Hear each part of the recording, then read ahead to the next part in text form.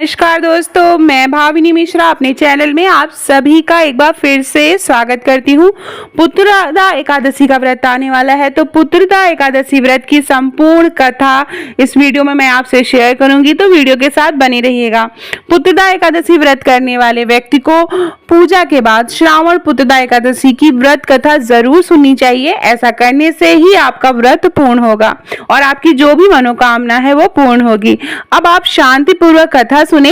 इससे सुनने मात्र से ही वाजपेयी यज्ञ के बराबर फल की प्राप्ति होती है। तो आइए सुनते हैं पुत्रदा एकादशी की व्रत कथा। हाथ में आप पुष्प ले लें और कथा सुने।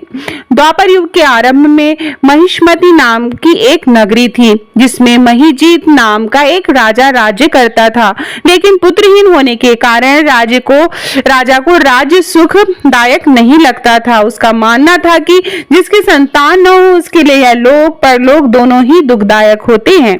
पुत्र सुख की प्राप्ति के लिए राजा ने अनेक उपाय किए, परंतु राजा को पुत्र की प्राप्ति नहीं हुई। वृद्धावस्था आती देखकर राजा ने प्रजा के प्रतिनिधियों को बुलाया और कहा, हे प्रजाजनों, मेरे खजाने में अन्याय से उपार्जन किया हुआ धन नहीं है। मैंने कभी देवताओं तथा ब्राह्मणों का धन नहीं छीना है। किसी दूसरे को धरोहर भी मैं नहीं ली। प्रजा को पुत्र के समान पालता रहा। मैं अपराधियों को पुत्र और बांधवों को की तरह दंड देता रहा।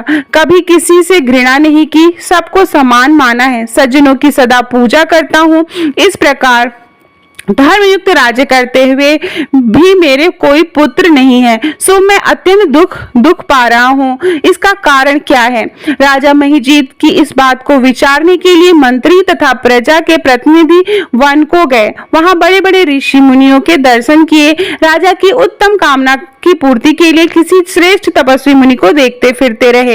एक आश्रम में उन्होंने एक अत्यंत वृद्ध धर्म के ज्ञाता बड़े तपस्वी परमात्मा में मन लगाए हुए निराहार जितेंद्रिय जितात्मा जित क्रोध सनातन धर्म के गुण तत्वों को जानने वाले समस्त शास्त्रों के ज्ञाता महात्मा लोमेश ऋषि मुनि को देखा, जिनका कल्प के व्यक्तित्व होने पर एक रोम गिरता था। सब ने जाकर ऋषि को प्रणाम किया। उन लोगों को देखकर मुनि ने पूछा, आप लोग किस कारण से आए हैं? निसंदेह मैं आप लोगों का हित करूंगा। मेरा जन्म केवल दूसरों के उपकार के लिए हुआ है, इसमें संदेह मत करो। लोमस ऋषि के ऐसे वचन सुनकर सब लोग बोले, हे महर्षि, आप हमारी बात जानने में ब्रह्मा से भी अधिक समर्थ हैं, अतः आप हमारे इस संदेह को दूर करिए। महिष्मति पुरी का धर्मात्मा राजा महिजीत प्रजा का पुत्र के समान पालन करता है, फिर भी वह पुत्रहीन होने के कारण दुखी है। उन लोगों के आगे कहा कि हम लोग उनकी प्रजा हैं, अतः उन्हें दुख से हम दुखी हैं। आपके दर्शन से हमें पूर्ण विश्वास है, हमारा यह कष्ट आप अवश्य दूर करेंगे, क्योंकि महान पुरुषों के दर्शन मात्र से ही अनेक कष्ट दूर हो जाते हैं। आप कृपा करके राजा के पुत्र होने का उपाय बतलाएं। यह वार्ता सुनकर ऋषि ने थोड़ी देर के लिए नेत्र बंद किए और राजा के पूर्व जन्म का वृत्तांत जानकर कहने लगे कि यह राजा पूर्व जन्म में एक निर्धन वैश्य था। निर्धन होने के कारण इसने कई बुरे कर्म किए। यह एक गांव से दूसरे गांव व्यापार करने जाया करता था।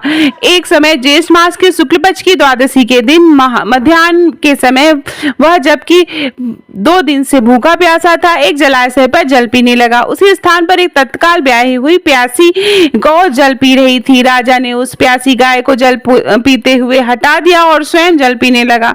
इसीलिए राजा को यह दुख सहना पड़ा। एकादशी के दिन भूखा रहने से वह राजा हुआ और प्यासी गौ को जल पीते हुए हटाने के कारण पुत्र वियोग का दुख सहना पड़ा।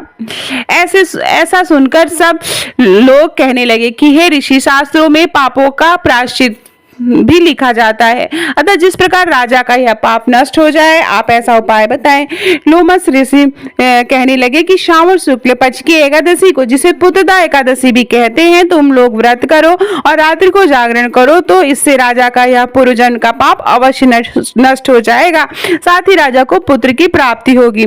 लोमस ऋषि के ऐसे वचन सुनकर मंत्रियों सहित सारी प्रजा नगर को वापस लौट आई और जब श्रावण शुक्ल एकादशी आई तो ऋषि के के अनुसार सबने पुत्रदा एकादशी का व्रत और जागरण किया। इसके पश्चात द्वादशी तिथि के दिन पुण्य का फल राजा को दिया। उस पुण्य के प्रभाव से रानी ने गर्भ धारण किया और प्रसव काल समाप्त होने के बाद एक बड़ा ही तेजस्वी पुत्र उत्पन्न हुआ। इसलिए हे राजन, इस श्रावण शुक्ल एकादशी का नाम पुत्रदा एकादशी पड़ा। अतः संतान सुख की इच्छा हासिल करने वाले इस व्रत को अवश्य करें। इसके महात्म्य को सुनने से मनुष्य सब पापों से मुक्त हो जाता है और इस लोक में संतान सुख भोग कर परम लोक के स्वर्ग को प्राप्त होता है। जय श्री हरि। ओम जय जगदीश हरि की आरती सुने। इसके बाद आप पुष्प भगवान को अर्पित कर दें और ओम जय जगदीश हरि की आरती सुने। तो आशा करती हूँ वीडियो पसंद आया हो। जो लोग व्रत नहीं भी कर पा रहे हैं उन्हें भी आज के दिन पुत्रदा एकादशी की व्रत कथा जरूर सुननी चाहिए। जिन्हें संतान प्राप्ति नहीं हो पा रही है वे इस कथा को जरूर सुने। अगर आप व्रत नहीं रह पा रहे हैं, व्रत रखें तो बहुत अच्छा है। तो आशा करती हूँ वीडियो पसंद आया होगा। ज्यादा से ज्यादा लोग को आप शेयर करें। बहुत बहुत धन्यवाद।